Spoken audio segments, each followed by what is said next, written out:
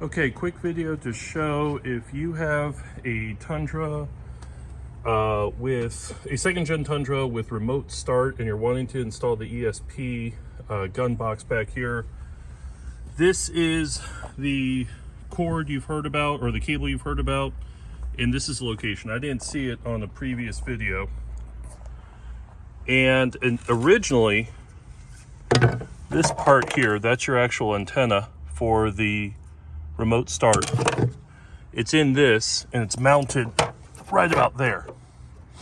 So all you gotta do is pry it up, then unclip this portion, that portion from right here. You just unclip that. And I'm just gonna double side tape it down under here. You can already see these are the new ESP brackets that are already installed. I've already done most of the work, but since the guy on his video, which his video is awesome from the manufacturer, but he didn't show this part. So when you're cutting, you have to be very careful right about here to avoid hitting that wire. By the way, use an oscillating tool. It's a lot easier than that linoleum knife he was using in the video. Oscillating tool is the way to go. But yeah, this is just a mount. You can throw that away. Don't need it. Now that that's out of place, I'm just gonna tape that down.